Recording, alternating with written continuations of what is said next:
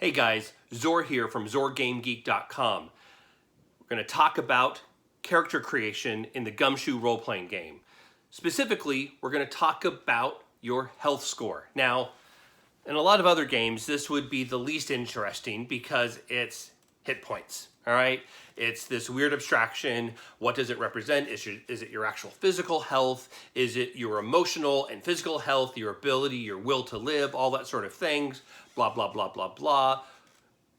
In Gumshoe, though, it's this twist on the traditional problem that really makes it its own little mini game. Health. Sounds weird, I know.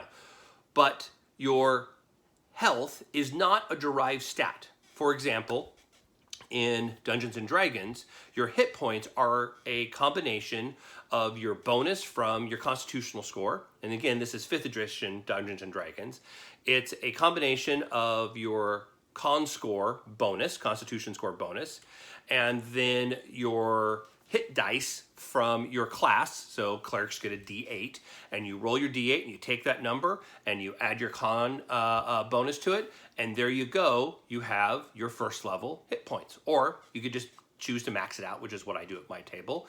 You have an 8 and you for a D8, and you got a +2 to your con bonus. You start off with 10 hit points. There you go. It's a derived stat. Many other games use your health or hit points as a derived stat. But in Gumshoe, your health is a general ability, a skill, just like shooting, just like driving, just like stealth, or whichever setting the name they use for the stealth ability kind of varies from setting to setting. Athletics, hand-to-hand combat, all these different skills, health is just one of them. And you have generally 65 build points to spend on these general abilities. So you can have all of these skills and a health of 1. Most games you start off with a default of 1. And there you go. You have 1 health point. You're kind of frail. You can't really take much. You take 1 blow and you're spitting up blood, or you're unconscious, okay? And that's the character you want to play, so be it. But there's that tension of using up resources, okay? That your bodily health, your bodily integrity, because most of these games have a separate score for your mental health, your will to keep pushing. Some of them, it's split between sanity and stability. Others are just stability. That'll be a different video. Today we're talking about health. So, like all general abilities, health does not have a cap. There is no maximum number you can have, except your highest general ability, again, which includes health, can never be twice that of your second highest ability. So, if your second highest ability is, say, mechanics at a 4, then your health, if that is what you want to be your highest ability, can't be higher than an 8. But you put 1 more point into mechanics to get it up to 5, you can now put 2 more points into health. But beyond that, there's no cap. Some of the settings, like Night's Black Agents, they have different modes of play where they're emphasizing different facets of the genre of techno-thriller. And in one of those, your characters are more frail. They're not these super spies. And in those games, or maybe just as the game master, the keeper, the handler, you want to put a ceiling on that health, and generally it's suggested that you cap it at 12. Because remember, when you hit 0, you're not dead, you're not unconscious, you start taking some penalties because you're not dead until you get to -12.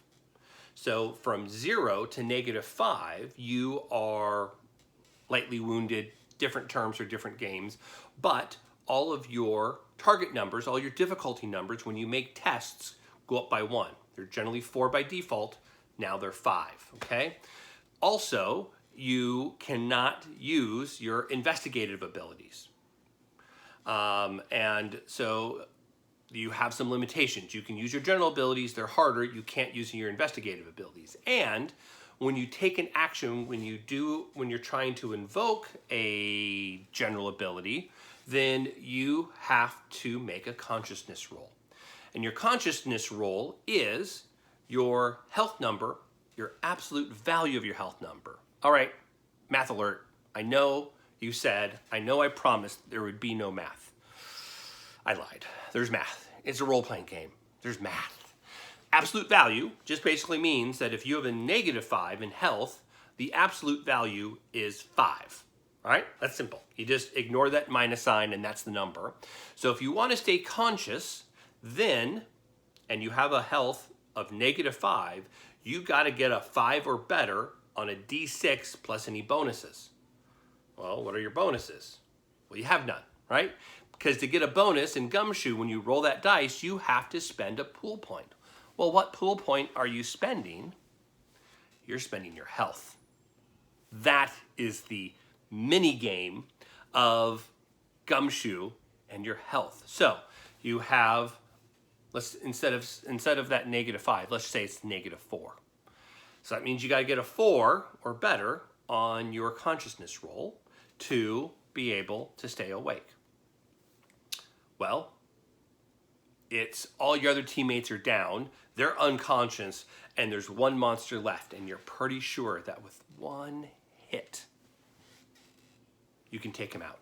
And you have, because your target number is now up by 1, so it's up to a 5, and let's say it's your melee skill. You used up all your shooting points in your melee skill, you have 4 points left in your pool. So you know that if you can just stay awake, you can hit them. So you're at -4. That means you need a +3 to get to a 4. So you're going to spend 3 of your health to stay awake so you can take your next action.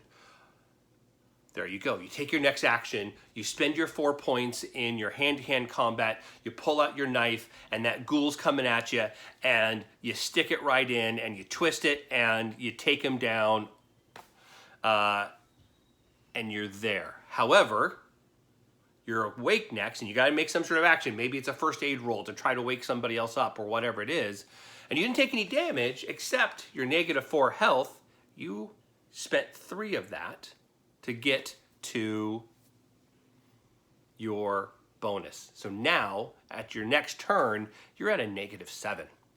-7. So if you're from -6 to -11, you are seriously wounded. You can move around, you're barely conscious, but you're not able to make any tests.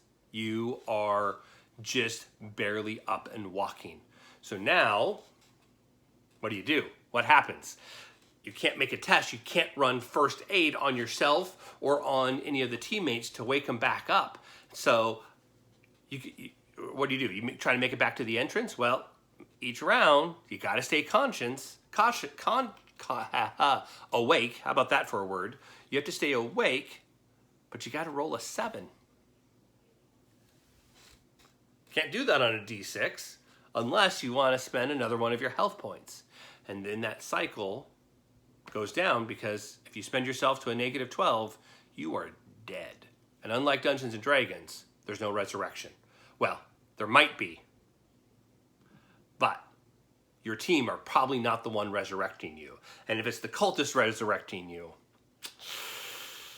you're now an NPC. So, all right, guys.